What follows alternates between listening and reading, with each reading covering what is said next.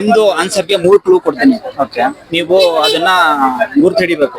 ಕರ್ನಾಟಕದ ಗಡಿ ಜಿಲ್ಲೆ ಆಗಿರುತ್ತೆ, ಅದು ಲಾಸ್ಟ್ ಅಲ್ಲಿ ಇದೆ ಆ ಜಿಲ್ಲೆ. ಆ ಪ್ರದೇಶ ಕರ್ನಾಟಕದ ಮ್ಯಾಪ್ ಅಲ್ಲಿ ಲಾಸ್ಟ್ ಅಲ್ಲಿ ಬರುತ್ತೆ.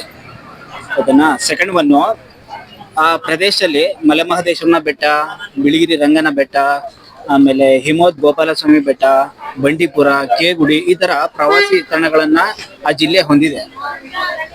ಆಮೇಲೆ ಡಾಕ್ಟರ್ ರಾಜ್ಕುಮಾರ್ ಅವರು ಅಣ್ಣವರು ಗೊತ್ತಲ್ವಾ, ಅವರು ಹುಟ್ಟು ಬೆಳೆದಂತಹ ಜಿಲ್ಲೆ ಆಗಿರುತ್ತೆ. ಅದ್ರ ಜೊತೆಗೆ ಮೈಸೂರಿನ ಮಹಾರಾಜರು ಏನಿದ್ದಾರೆ, ಒಬ್ರು ಅಲ್ಲಿಂದ ಬಂದಿರ್ತಾರೆ, ಅಂದ್ರೆ ಆ ಊರಿಂದ ಬಂದಿರ್ತಾರೆ.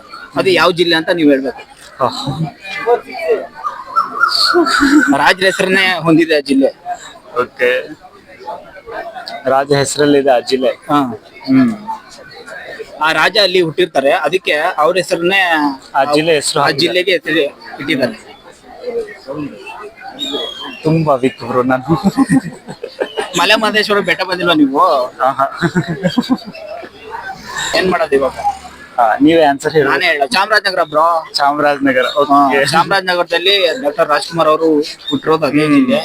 ಬಂಡೀಪುರ ಎಲ್ಲ ಇರೋದು ಅದೇ ಜಿಲ್ಲೆಯಲ್ಲೇ. ಚಾಮರಾಜನಗರ ಅಂದ್ರೆ ಚಾಮರಾಜೇಂದ್ರ ಒಡೆಯರು ಆ ಊರಲ್ಲಿ ಹುಟ್ಟಿದ್ದಕ್ಕೆ ಆ ಊರಿಗೆ ಚಾಮರಾಜ ನಗರ ಅಂತ ಹೆಸರು ಬಂತು.